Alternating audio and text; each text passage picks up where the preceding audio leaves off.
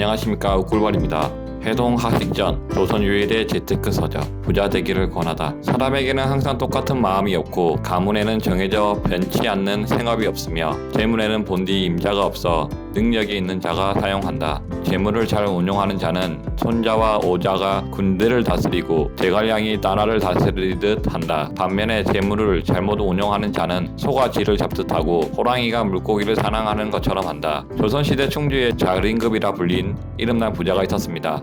그는 지독한 구두쇠로 극도로 절약하는 삶을 살았습니다. 평소 외출을 할 때는 표주박을 허리에 차고 닭을 품에 안고 나가곤 했습니다. 길을 걷다가 벼나 좁쌀 등 나라리 보이면 바로 주워서 표주박에 집어넣었으며 지능이나 똥 무더기에 있는 곡식은 닭을 내려놓아 쪼아먹게 했습니다.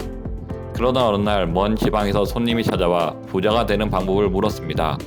자린급은 손님의 부탁을 받고 이렇게 말했습니다. 일단 나를 따라오시오. 내가 가르쳐 드리리라. 그는 손님을 데리고 깎아지르 듯한 절벽으로 데리고 갔습니다. 그 절벽은 천길 낭떠러지로 소나무 한 그루가 우뚝 서 있었습니다. 소나무에는 가지 하나가 거꾸로 매달려 있었는데 그 아래로는 깊은 물 웅덩이가 있었습니다. 자린급은 손님에게 말했습니다. 자, 지금 저 소나무를 타고 올라가시오. 손님은 영문도 모른 채 소나무에 올라갔습니다. 그러고는 자린급이 거꾸로 뻗은 소나무 가지를 가리키며 두 손으로 매달려 보시오 라고 말하는 것이었습니다. 손님은 부들부들 떨며 물 웅덩이 위 허공에 두 다리를 뻗어 매달렸습니다. 자린급은 이번에는 다시 한 손을 놓으라고 말했습니다. 손님은 마지못해 그의 말을 따랐습니다. 그런데 이제는 마지막 남은 손마저 놓으라고 말하는 것이었습니다. 그러자 손님은 말했습니다.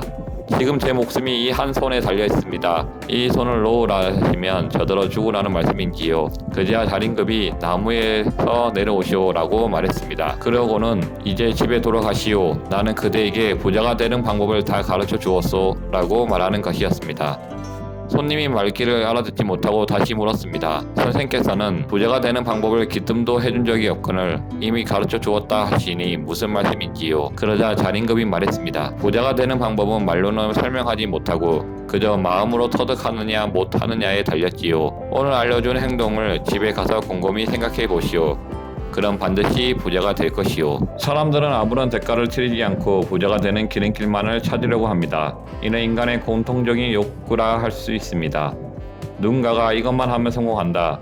이렇게 하면 돈을 번다라는 말을 자주 합니다. 하지만 우리는 경험상 거저 되는 것이 없다는 사실을 너무나도 잘 알고 있습니다. 많은 사람이 부란 단순히 돈으로만 이루어져 있다고 생각합니다. 그저 많은 돈을 부라고 생각하는 것이지요.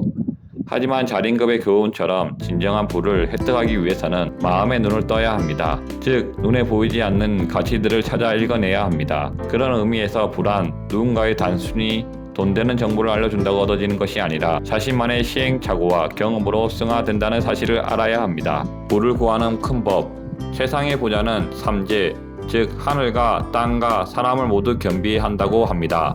반면 중등의 부자는 땅과 사람을 얻고 하등의 부자는 사람의 힘만을 발휘합니다. 큰 부를 이루기 위해서는 위로는 하늘의 때와 조화를 이루고 아래로는 사방 땅에 있는 이익을 꿰뚫어 보며 가운데로는 사람이 지닌 힘에 통달해야 합니다. 이 세 가지를 원리를 터득하면 큰 부자는 자연스럽게 따라오게 됩니다.